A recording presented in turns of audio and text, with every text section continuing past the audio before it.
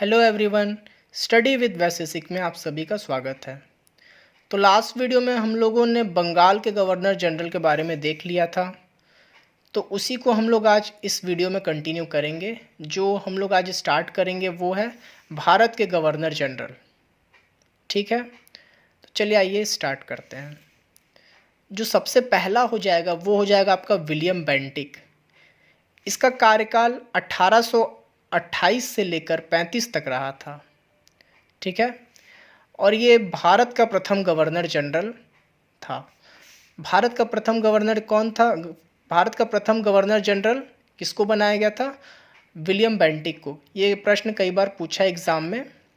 और इसके काल में सती प्रथा का अंत हुआ था।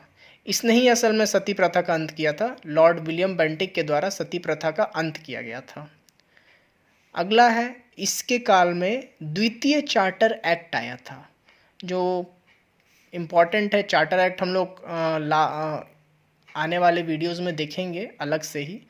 सारे चार्टर एक्ट इम्पॉर्टेंट है। तो जो द्वितीय चार्टर एक्ट था आपका वो 1833 में आया था। और इसके टाइम में ठगी प्रथा का अंत हुआ था, जैसा कि आप यहाँ पर देख सकते हैं, जो कि कर्नल स्लीमैन के द्वारा किया गया था। कर्नल स्लीमैन के द्वारा ठगी प्रथा का अंत किया गया था। किसके काल में किया गया था? वो था विलियम बेंटिक के काल में। ठीक है, आगे देखते हैं। इसने शिशु हत्या पर प्रतिबंध लगाया था। ये भी इम्पॉर्टेंट है। और जो मोस्ट इम्पॉर्टेंट पॉइंट है यहाँ से, जो कई बार आया भी एग्ज़ाम में शायद तक, ये वाली पॉइंट इम्पॉर्टेंट है। इसने क्या किया था? इसने इसके काल में जो मैकाले की अध्यक्षता में एक विधि आयोग का गठन किया गया था, जिसके तहत जो भारत में जो शिक्षा का माध्यम था वो अंग्रेजी माध्यम को बनाया गया था। ये कई बार पूछा गया कि किसके शासनकाल में भारत में शिक्षा की व्यवस्था अंग्रेजी माध्यम से हुई थी। तो ये आपका विलियम बेंटिक के समय ही हुआ था। तो मैकॉले की अध्यक्षता में विधि आयोग का गठन किया गया था, जिसमें शिक्षा का माध्यम हो गया था भारत में अंग्रेजी। ठीक है, चलिए आगे देखते हैं हम लोग। अगला जो इम्पोर्टेंट है वो है आपका लॉर्ड डलहौजी। ये बहुत इम्पॉर्टेंट है, इससे तो हमेशा क्वेश्चन लगभग आते ही हैं मॉडर्न हिस्ट्री के। इसका कार्यकाल हो जाएगा 1848 से 1856। इसको आधुनिक भारत का जनक कहा जाता है। लॉर्ड डलहौजी को आधुनिक भारत का जनक कहा जाता है। इसने शिक्षा के क्षेत्र में 1854 में वुड डिस्पैच अधिनियम लाया था। वुड डिस्पैच अधिनियम 1854 में लाया था। किसने? लॉर्ड डलहौजी ने लाया था। ये भी इम्पॉर्टेंट क्वेश्चन है कि किसके काल में वुड डिस्पैच अधिनियम लाया गया था। तो ये आपका लॉर्ड डलहौजी के टाइम में लाया गया था। और वुड डिस्पैच को क्या कहा जाता है? इसे अंग्रेजी शिक्षा का मैग्ना कार्टा कहा जाता है। ये भी कई बार पूछा हुआ क्वेश्चन है कि अंग्रेजी शिक्षा का मैग्ना कार्टा किसे कहा जाता है? तो वो था वुड डिस्पैच। इसने रेल तथा डाक तार और पीडब्ल्यूडी की स्थापना की थी। और ये रेल, डाक तार और पीडब्ल्यूडी की स्थापना किसके काल में हुई थी? लॉर्ड डलहौजी के टाइम में हुई थी। Public work department, PWD.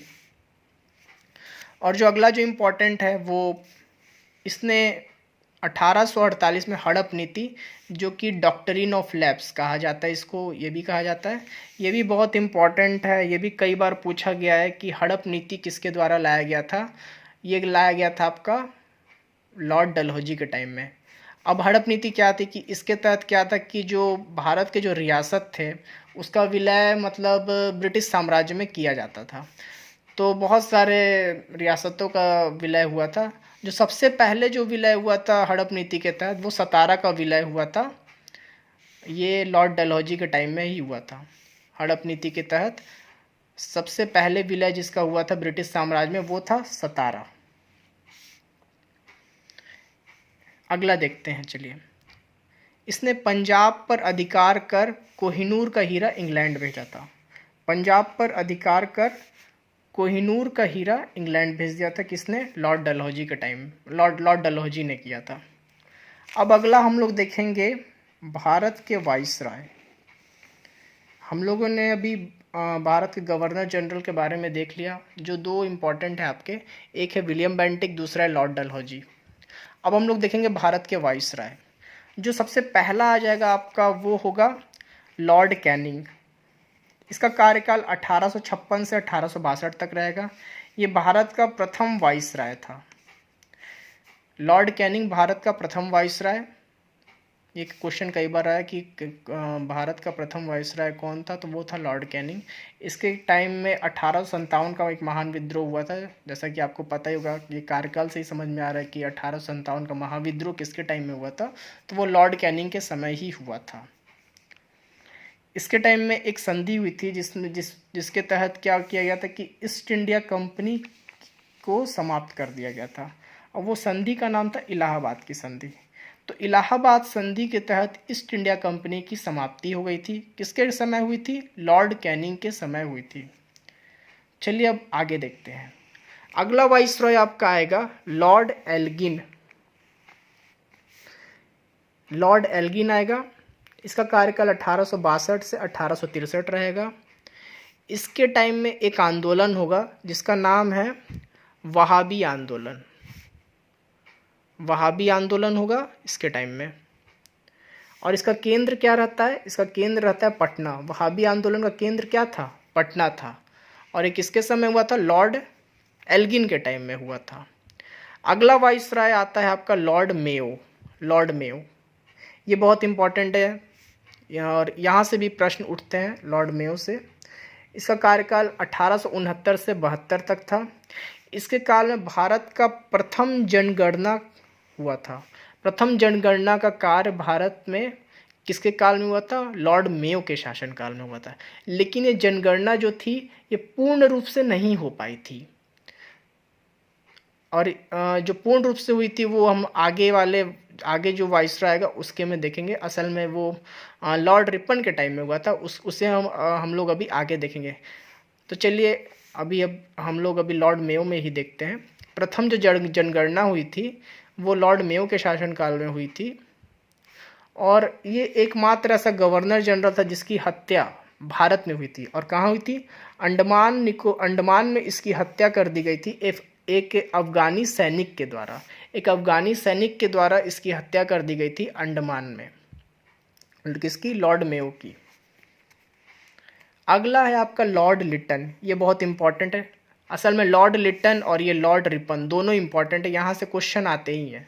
Lord Liton के टाइम से, लॉर्ड लिटन का जो कार्यकाल था 1876 से 1880 तक था। इसके समय एक आर्म्स एक्ट आया था। इसने आर्म्स एक्ट लागू किया था। इसके तहत क्या था कि भारतीयों को हथियार रखने पर रोक लगाया गया था। भारतीयों को हथियार रखने पर रोक लगाया गया था। किस एक्ट के तहत? आर्म्स एक्ट के तहत। और एक और इम्पॉर्टेंट, ये आर्म्स एक्ट इम्पॉर्टेंट, ये वैसे पूछा हुआ क्वेश्चन है। और अगला जो पूछा हुआ चीज़ है ये सिविल सेवा से रिलेटेड इससे प्रश्न उठते हैं। इसने क्या किया था कि जो सिविल सेवा जो परीक्षा होती थी उसमें जो आपका जो एज था पहले 21 वर्ष था, उसको घटाकर इसने 19 वर्ष कर दिया गया था। तो 21 वर्ष से घटाकर 19 वर्ष सिविल सेवा परीक्षा की जो उम्र थी वो कम कर दिया था। किसने? लॉर्ड लिटन ने 21 से 19 कर दिया था। ठीक है, ये भी इंपॉर्टेंट है। अगला इंपॉर्टेंट, ये भी कई बार पूछा हुआ क्वेश्चन है कि वर्नाकुलर प्रेस एक्ट किसने लाया था? वर्नाकुलर प्रेस एक्ट आपका लॉर्ड लिटन ने लाया था। इसके तहत क्या था कि जो भारतीय भाषाओं में जो अखबार छापने पर अंग्रेजों को दिखाना होता था। ठीक है, जो भारतीय भाषाओं में जो अखबार जो छपते थे उसको अंग्रेजों को दिखाना पड़ता था। ठीक है, वर्नाकुलर प्रेस एक्ट का मतलब ये है। ये भी वैसे पूछ सकता है, पूछा भी है कई किसी पीसीएस वगैरह में, स्टेट पीसीएस में। लेकिन जो इससे भी ज़्यादा जो इम्पोर्टेंट है वो पूछता है कि वर्नाकुलर प्रेस एक्ट किसने लाया था या किसके कार्यकाल में आया था? तो ये लॉर्ड लिटन के समय आया था। ठीक है, आगे देखते हैं। अगला आ जाएगा आपका लॉर्ड रिपन। इसका कार्यकाल 1880 से 84 तक रहेगा। इसने क्या किया था? आर्म्स एक्ट और वर्नाकुलर प्रेस एक्ट को समाप्त किया था। जो आर्म्स एक्ट और वर्नाकुलर प्रेस एक्ट जो आपका लॉर्ड लिटन के समय जो लाया था, उससे समाप्त किसने किया था? लॉर्ड रिपन ने समाप्त किया था।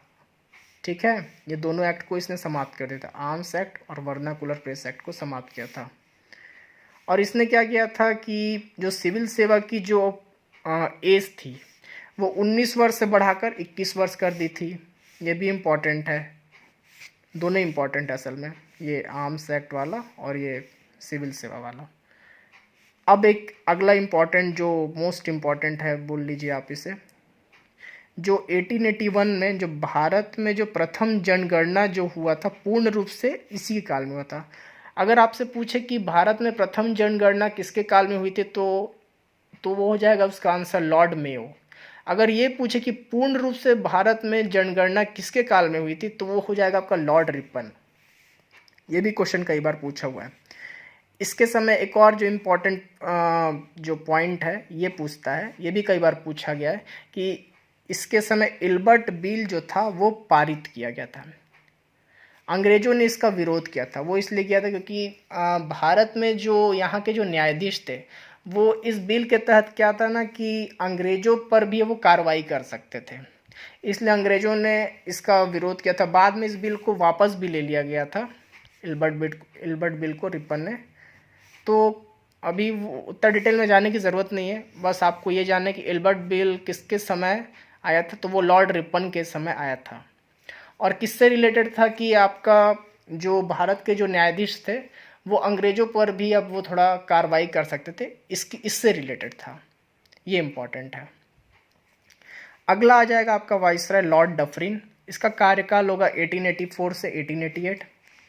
इसके समय कांग्रेस की स्थापना हुई थी सन 1885 में। ये भी इम्पॉर्टेंट है कि ये पूछ देता है कि कांग्रेस की स्थापना किसके समय हुई थी, तो लॉर्ड डफरिन के समय हुई थी और ये 1885 में कांग्रेस की स्थापना हुई थी। ठीक है, इसने कांग्रेस पर टिप्पणी करके ऐसा कहा था कि कांग्रेस महज एक मुट्ठी भर लोगों का संगठन है। ये कथन भी कई बार पूछा हुआ कि ये कथन किसके द्वारा कहा गया था, तो ये कथन आपका लॉर्ड डफरिन के द्वारा कहा गया था कि कांग्रेस महज एक मुट्ठी भर का संगठन है। इस तरह का कथन कौन कहा था, लॉर्ड डफरिन कहा था। अब अगला जो मोस्ट इम्पॉर्टेंट चीज़ है वो है लॉर्ड कर्जन। इसका कार्यकाल होता है 1899 से 1905 में। सबसे इम्पॉर्टेंट चीज़ तो यही है कि बंगाल विभाजन हुआ था इसके समय 1905 में। आप सभी को पता ही होगा ये वाला चीज़ तो, कि बंगाल विभाजन किसके काल में हुआ था, लॉर्ड कर्जन के समय हुआ था सन 1905 में। इसके समय एक पुरातत्व विभाग का गठन हुआ था। पुरातत्व विभाग का गठन किसके समय हुआ था, लॉर्ड कर्जन के समय। और भी इसने कुछ आयोग का जैसे गठन किया था, जैसे पुलिस सुधार आयोग हो गया, विश्वविद्यालय आयोग का गठन हुआ था, अकाल आयोग का गठन हुआ था। तो कई आयोग का गठन हुआ था इसके काल में, इसलिए इसके कार्यकाल को आयोगों का कार्यकाल बोला जाता है। कमिटीज़ का कार्यकाल इंग्लिश में बोलेंगे आप इसको। आयोगों का कार्यकाल किसके कार्यकाल को बोला जाता है, तो लॉर्ड कर्जन के काल को बोला जाता है। चलिए अब आगे देखते हैं।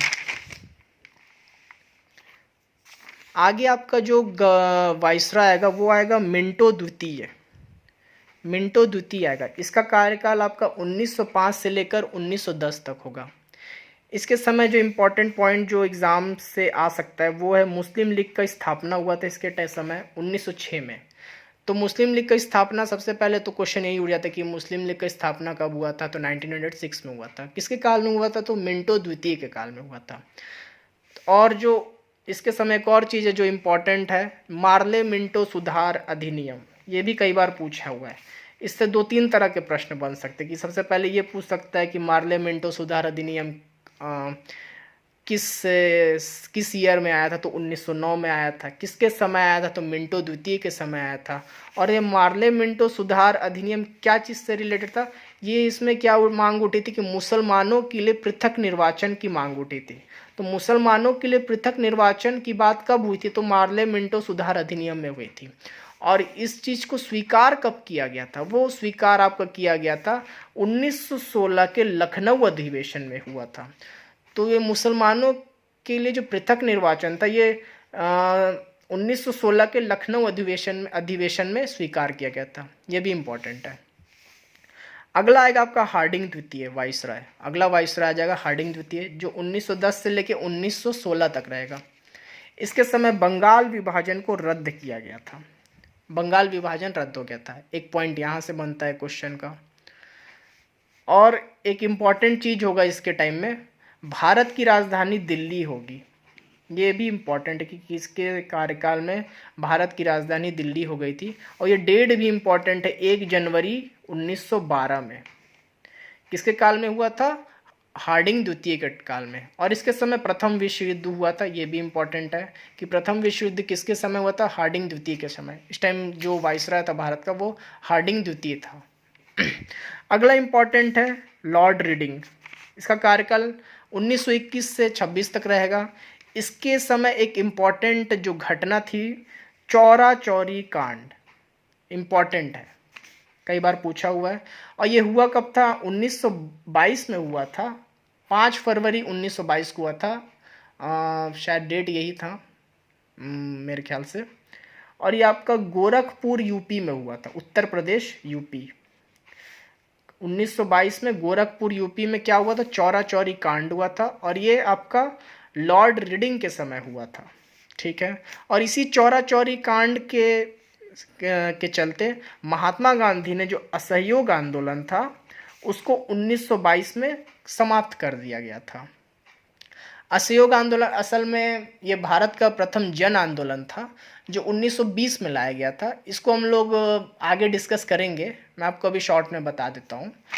असहयोग आंदोलन आपका 1920 में जो भारत का प्रथम जन आंदोलन कहलाता है, ये महात्मा गांधी के द्वारा लाया गया था। और 1922 में इसको वापस ले लिया गया था। क्यों? क्योंकि ये चौरा चौरी कांड हुआ था जो जिसमें भीषण आग लग जाती है, एक पुलिस का वो रहता है। इसको हम लोग देखेंगे आगे। इसके समय प्रथम बार आईसीएस यूपीएससी की परीक्षा कहाँ हुई थी? इलाहाबाद में हुई थी 1922 में। किसके समय? रीडिंग के समय। जो प्रथम बार आईसीएस या यूपीएससी की जो परीक्षा होती है वो आपका इलाहाबाद में हुई थी। और कब हुई थी? 1922 में हुई थी। ये भी इम्पॉर्टेंट है। अब इम्पॉर्टेंट जो अगला आता है वो है लॉर्ड इरविन। ये भी इम्पॉर्टेंट है कि किसके समय भी कुछ कुछ घटना हुआ था जो इतिहास का आगे चल के मुद्दा भी बनता है। जैसे वो हम लोग देखेंगे भगत सिंह, राजगुरु, सुखदेव। आपको वैसे पता ही होगा ये वाला पॉइंट। तो इसके काल में जो हुआ था वो एक साइमन कमीशन आया था 1927 में। असल में साइमन कमीशन का जो गठन हुआ था वो 1927 में हुआ था। लेकिन ये भारत जब आया था साइमन कमीशन वो 1928 में आया था। ठीक है। साइमन कमीशन किसके काल में? इरविन के काल में होता। और ये दांडी मार्च, महात्मा गांधी द्वारा दांडी मार्च 1930 में जो शुरुआत की गई थी वो इरविन के काल में ही की गई थी। दूसरा आपका सविनय अवज्ञा आंदोलन आ जाता है 1930 में महात्मा गांधी द्वारा, सविनय अवज्ञा आंदोलन।